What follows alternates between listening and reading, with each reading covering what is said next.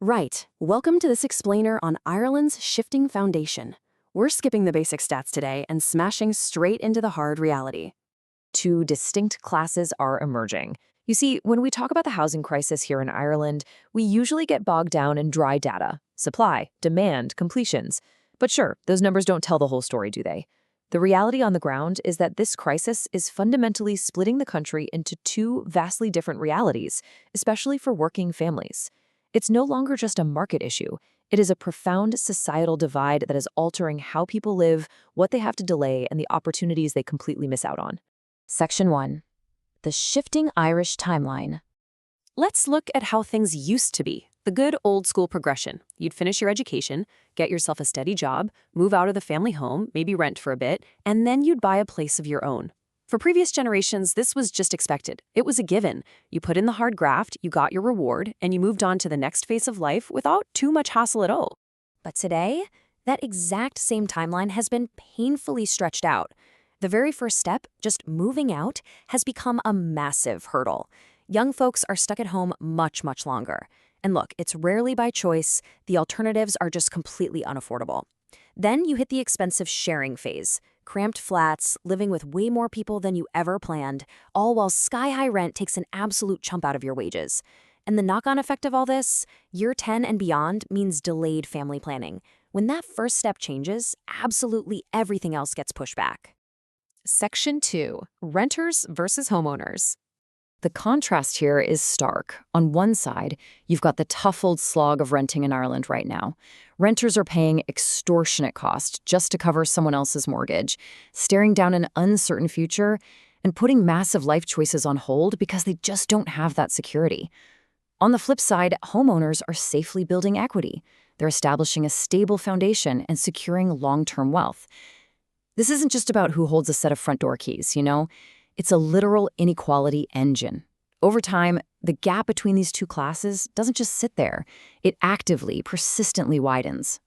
Which brings us to the absolute frustration of trying to bridge that gap. For folks trying to save for a home, it feels exactly like chasing a target that just keeps moving away. Because, think about it, to save a deposit, you need surplus income. But when rent eats up half your monthly wage, saving is painfully slow. And while you're meticulously squirreling away whatever few euros you can spare, property prices are constantly ticking upwards. You do everything right, you save the money, and the finish line just gets pushed another mile down the road. It is utterly exhausting. Section 3. Work, commutes, and families. To even get a foot on the ladder or just to find affordable rent, working families are forced into major compromises. They're moving further and further out from the employment hubs, they're accepting much smaller spaces, and the result? Enduring punishing long commutes. That means less flexibility, less time at home with the kids in the evening, and just a massive amount of pressure on the household. And again, we see the most heartbreaking structural delay of all, putting off starting a family altogether because the environment is just too uncertain. Housing is literally dictating when and how Irish people build their families.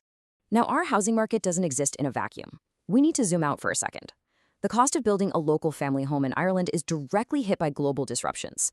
Energy costs, the price of construction materials, massive supply chain bottlenecks, even transport disruptions as far away as the Strait of Hormuz. All of these global factors feed directly into local construction costs. They tighten the supply and drive up the prices right here at home, making things even tighter for the working family. Section 4. The cost to communities. The reality is, a house provides way more than just shelter. It provides a base, a real sense of permanence. And less permanence creates less stable communities. If you're renting and you honestly don't know if your landlord is going to sell up next year, well, you're not going to put down deep roots, are you? You might not join the local GAA club committee or get involved with Tidy Towns or the Residents Association. The mental stress of that uncertainty and the transience of constantly having to move stops people from truly engaging locally. The community simply loses its anchors. There's a rather surprising historical parallel drawn from our source data here. Like in German colonial possessions, access to land and housing determined social and economic outcomes. No, it's a completely different system and era, obviously, but the core principle is exactly the same. Whoever controls access to land and housing ultimately shapes the destiny of the entire community. Housing is the absolute foundation of social and economic participation. When access to it tightens up, life fundamentally changes around it.